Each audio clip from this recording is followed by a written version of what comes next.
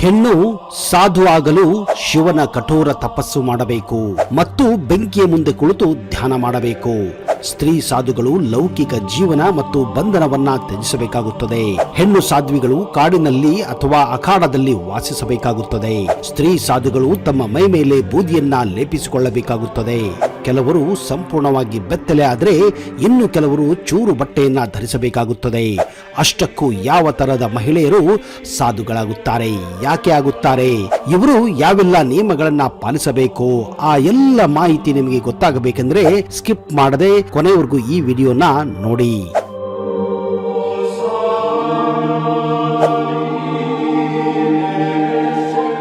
ಪುರುಷರಂತೆ ಮಹಿಳೆಯರಲ್ಲೂ ಸಾಧುಗಳಿದ್ದಾರೆ. ಇವರನ್ನೇ ಸಾಧ್ವಿ ಎಂದು ಕರೆಯುತ್ತಾರೆ.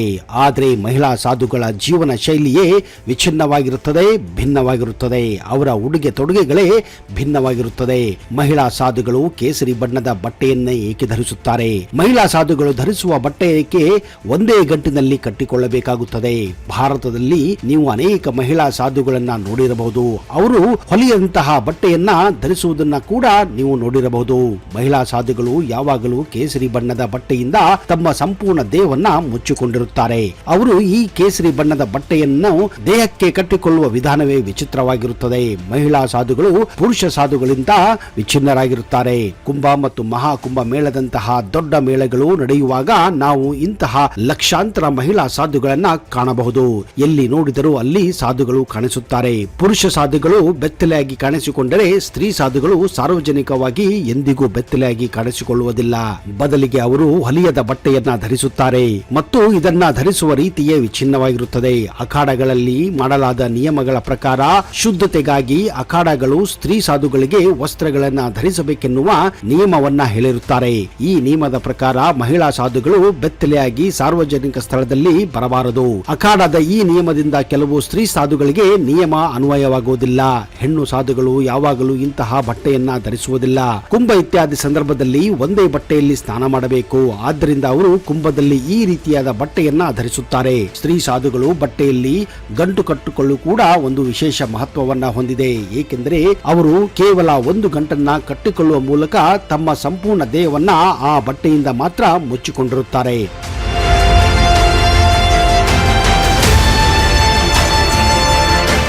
ಮಹಿಳಾ ಸಾಧುಗಳು ಕಠಿಣ ಪರಿಶ್ರಮವನ್ನ ಪೂರ್ಣಗೊಳಿಸಿದ ನಂತರವೇ ಅವರು ಸಾಧ್ವಿಗಳಾಗುತ್ತಾರೆ.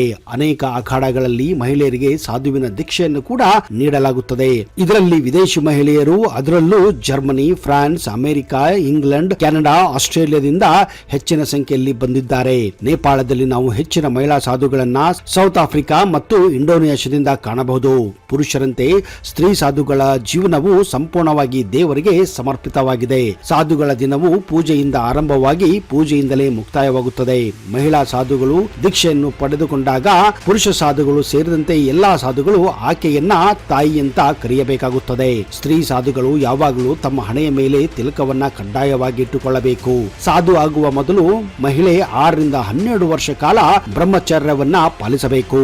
ಮಹಿಳೆ ಇದನ್ನ ಮಾಡುವುದರಲ್ಲಿ ಯಶಸ್ವಿಯಾದಾಗ ಮಾತ್ರ ಅವರ ಗುರುಗಳು ಆಕೆಗೆ ಸಾಧು ಆಗಲು ಅಂದ್ರೆ ಸಾಧ್ವಿಯಾಗಲು ಅವಕಾಶ ನೀಡುತ್ತಾರೆ. ಸಾಧು ಮಾಡುವ ಮೊದಲು ಮಹಿಳೆಯ ಹಿಂದಿನ ಜೀವನ ಮಾಹಿತಿಯನ್ನ ಪಡೆಯಲಾಗುತ್ತದೆ. ಇದರಿಂದ ಅವಳು ಸಂಪೂರ್ಣವಾಗಿ ದೇವರಿಗೆ ಸಮರ್ಪಿತಳಾಗಿದ್ದಾಳೆಯೇ ಇಲ್ಲವೋ ಅಂತ ತಿಳಿಯುತ್ತಾರೆ. ಕಷ್ಟದ ದಿನಗಳನ್ನ ನಿಭಾಯಿಸಬಲ್ಲಳೆ ಎಂಬುದನ್ನ ತಿಳಿದುಕೊಳ್ಳಲಾಗುತ್ತದೆ. ಮಹಿಳಾ ಸಾಧುಗಳಿಗೆ ಲೌಕಿಕ ಸುಖದ ಬಗ್ಗೆ ಮೋಹವಿರಬಾರದು. ತನ್ನೆಲ್ಲ ಆಸೆಗಳನ್ನ ತೊರೆದು ಆಕೆ ಮಹಿಳಾ ಸಾಧ್ವಿಯಾಗಬೇಕು. ಹಾಗೂ ಮಹಿಳಾ ಸಾಧು ಆಗುವ ಮುನ್ನ ಆಕೆ ತನ್ನ ಪಿಂಡವನ್ನ ತಾನೇ ಬಿಟ್ಟುಕೊಳ್ಳಬೇಕು. ಸಾಧು ಆಗುವಾಗ ಮಹಿಳೆಯು ತನ್ನ ಕೂದಲನ್ನು ಸಂಪೂರ್ಣವಾಗಿ ಕ್ಷೌರ ಮಾಡಿಸಬೇಕು. ನಂತರ ಅವರು ನದಿಯಲ್ಲಿ ಪವಿತ್ರ ಸ್ನಾನ ಮಾಡಿ ಮಹಿಳಾ ಸಾಧ್ವಿಯಾಗಿ ರೂಪುಗೊಳ್ಳುತ್ತಾರೆ. ಪುರುಷ ಸಾಧುಗಳಿಗೆ ಸಮಾನವಾದ ಗೌರವ ಸ್ತ್ರೀ ಸಾಧುಗಳಿಗೂ ಸಿಗುತ್ತದೆ. ಸಾಧುಗಳೊಂದಿಗೆ ಕುಂಭದ ಪವಿತ್ರ ಸ್ನಾನವನ್ನ ಮಾಡುತ್ತಾಳೆ. ಆದರೆ ಪುರುಷ ಸಾಧುಗಳ ಸ್ನಾನದ ನಂತರ ಅವರು ಸ್ನಾನ ಮಾಡಲು ನದಿಗೆ ಇಳಿಯುತ್ತಾರೆ. ದಶನಂ ಸನ್ಯಾಸಿನಿ ಅಖಾಡವನ್ನ ಸ್ತ್ರೀ ಸಾಧುಗಳ ಭದ್ರಕೋಟೆ ಎಂದೇ ಪರಿಗಣಿಸಲಾಗುತ್ತಿದೆ ಮತ್ತು ಆ ಅಖಾಡವು ಅತಿ ಹೆಚ್ಚು ಮಹಿಳಾ ಸಾಧ್ವಿಗಳನ್ನ ಹೊಂದಿದೆ.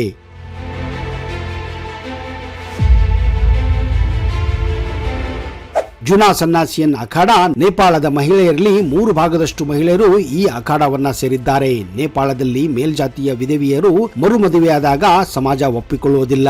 ಅಂತಹ ಪರಿಸ್ಥಿತಿಯಲ್ಲಿ ಈ ವಿಧವೆ ಮಹಿಳೆಯರು ತಮ್ಮ ಮನೆಗಳಿಗೆ ಹಿಂದಿರುಗಲು ಬದಲು ಇಂತಹ ಅಖಾಡಗಳಿಗೆ ಸೇರಿ ಸಾಧ್ವಿಗಳಾಗುತ್ತಾರೆ, ಸಂತರಾಗುತ್ತಾರೆ.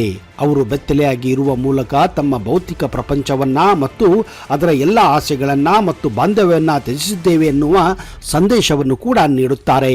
ಇದು ಅವರನ್ನ ಲೌಕಿಕ ಬಂಧನದಿಂದ ಮುಕ್ತಗೊಳಿಸುತ್ತದೆ. ಮಾನವ ಅಸ್ತಿತ್ವವು ಪ್ರಕೃತಿಯೊಂದಿಗೆ ಸಂಪೂರ್ಣವಾಗಿ ಸಂಪರ್ಕ ಹೊಂದಿದೆ ಮತ್ತು ಬಟ್ಟೆಯಂತಹ ಲೌಕಿಕ ಅಂಶಗಳ ಅಗತ್ಯವಿಲ್ಲ ಎಂದು ಇದು ತೋರಿಸುತ್ತದೆ. ಸಾಧುಗಳು ತಾವು ದೇವರ ಮಕ್ಕಳು ಎಂದು ನಂಬುತ್ತಾರೆ. ಹೀಗಾಗಿ ನಮಗೆ ಬೇರೆ ಯಾವುದೇ ಹೊಂದಿಕೆ ಅಥವಾ ರಕ್ಷಣೆ ಅಗತ್ಯವಿಲ್ಲ. ಅವರು ಬೆತ್ತಲೆಯಾಗಿ ಉಳಿಯುವುದು ಅವರು ದೇವರ ಮೇಲೆ ಮಾತ್ರ ಅವಲಂಬಿಸಿರುತ್ತಾರೆ ಎನ್ನುವ ಸೂಚನೆಯಾಗಿದೆ. ಬೆತ್ತಲಾಗಿ ಉಳಿಯುವ ಮೂಲಕ ಸಾಧುಗಳು ತಮ್ಮ ಕಠಿಣ ತಪಸ್ಸು ಮತ್ತು ತ್ಯಜಿಸುವಿಕೆಯನ್ನ ವ್ಯಕ್ತಪಡಿಸುತ್ತಾರೆ. ಆದರೂ ಮಹಿಳಾ ಸಾಧುಗಳಿಗೆ ಅವರದ್ದೇ ಆದ ನಿಯಮಗಳಿವೆ. ಸ್ತ್ರೀ ಸಾಧುಗಳು ಬಟ್ಟೆ ಇಲ್ಲದೆ ಬೆತ್ತಲಾಗುವುದು ಪ್ರಾಚೀನ ಕಾಲದಿಂದಲೂ ಅವರು ಪಾಲಿಸಿಕೊಂಡು ಬಂದಂತಹ ಸಂಪ್ರದಾಯವಾಗಿದೆ. ಇದು ಅವರನ್ನ ಲೌಕಿಕ ಕಾಮ ಮತ್ತು ಸೋಗುಗಳಿಂದ ದೂರ ಇರಿಸುತ್ತದೆ. ಸಾಧುಗಳು ಬೆತ್ತಲಾಗಿ ಉಳಿಯುವುದು ಕೇವಲ ಸಂಪ್ರದಾಯವಲ್ಲ, ಆದರೆ ಅವರ ಮನದಾಳದ ತತ್ವಶಾಸ್ತ್ರ ಮತ್ತು ಜೀವನದ ತಪಸ್ಸಿನ ಭಾಗವಾಗಿದೆ. ಇದು ತ್ಯಾಗ, ಸಾಧನೆ ಮತ್ತು ದೇವರ ಕಡೆಗೆ ಅಚಲವಾದ ಭಕ್ತಿಯನ್ನ ಸಂಕೇತಿಸುತ್ತದೆ. ಇತ್ತೀಚಿನ ದಿನಗಳಲ್ಲಿ ಹಲವಾರು ಜನ ಯುವಕ ಯುವತಿಯರು ಸಾಧುಗಳಾಗುತ್ತಿರುವುದು ನಾವು ಕಾಣುತ್ತಿದ್ದೇವೆ. ಅದರಲ್ಲೂ ಕುಂಭ ಮತ್ತು ಮಹಾಕುಂಭದಂತಹ ಸಮಯದಲ್ಲಂತೂ ನೀವು ಈ ರೀತಿಯ ಹಲವಾರು ಸೆಲೆಬ್ರಿಟಿಗಳನ್ನು ಕೂಡ ಸಾಧು, ಸಂತ ಮತ್ತು ಸಾಧ್ವಿಯಾಗದನ್ನ ನೋಡಿರಬಹುದು.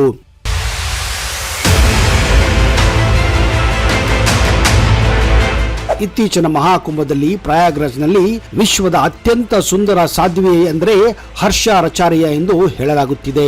ಹರ್ಷಾಚಾರ್ಯ ಭೂಪಾಲ್ನ ನಿವಾಸಿ. ಪ್ರಸ್ತುತ ಅವರು ಉತ್ತರಾಖಂಡದಲ್ಲಿ ವಾಸವಾಗಿದ್ದಾರೆ. ಹರ್ಷಾಚಾರ್ಯ ಸಾಮಾಜಿಕ ಜಾಲತಾಣದಲ್ಲೂ ಕೂಡ ಸಕ್ರಿಯರಾಗಿದ್ದಾರೆ. ಹರ್ಷಾಚಾರ್ಯ ಇನ್ಸ್ಟಾಗ್ರಾಂನಲ್ಲಿ ಲಕ್ಷಾಂತರ ಜನರು ಈ ಸಾಧ್ವಿಯನ್ನ ಫಾಲೋ ಮಾಡುತ್ತಿದ್ದಾರೆ. ಹರ್ಷಾಚಾರ್ಯ ಅವರು ಆಚಾರ್ಯ ಮಹಾಮಂಡಲೇಶ್ವರ ಸ್ವಾಮಿ ಕೈಲಾಸ ನಂದಗಿರಿಜಿ ಮಹಾರಾಜ್ ಅವರ ಶಿಷ್ಯ ಎಂದು ಹೇಳಲಾಗುತ್ತಿದೆ. ಅವರು ಕೇವಲ 2 ವರ್ಷಗಳ ಹಿಂದೆ ಸಾಧ್ವಿಯಾಗಿದ್ದರು.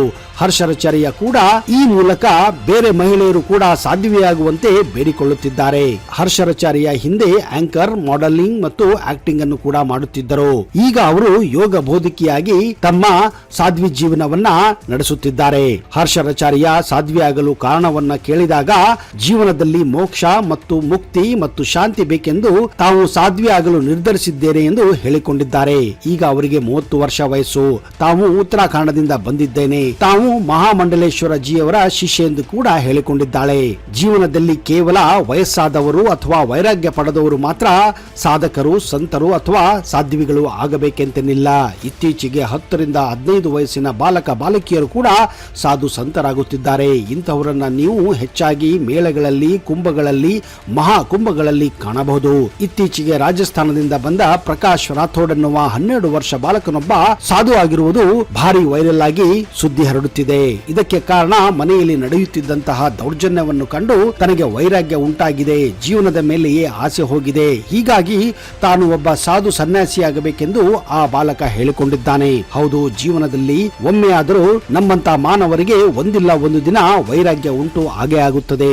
ಜೀವನದಲ್ಲಿ ಬೇಸತ್ತು ಸನ್ಯಾಸಿಯಾಗಬೇಕೆಂದು, ಸಾಧ್ವಿಯಾಗಬೇಕೆಂದು ಅನಿಸುತ್ತದೆ. ಹೌದು, ದೇವರು ಕೊಟ್ಟಂತಹ ಜೀವನವನ್ನ ಮತ್ತೆ ದೇವರಿಗೆ ಅರ್ಪಿಸುವುದೇ ಈ ವೈರಾಗ್ಯ. ಅಂದ್ರೆ ಸಾಧು ಅಥವಾ ಸನ್ಯಾಸಿಯಾಗುವುದು. ಅದನ್ನ ಪಾಲಿಸುವವರೇ ಸಾಧುಗಳು, ಸಂತರು ಮತ್ತು ಸಾಧ್ವಿಗಳು.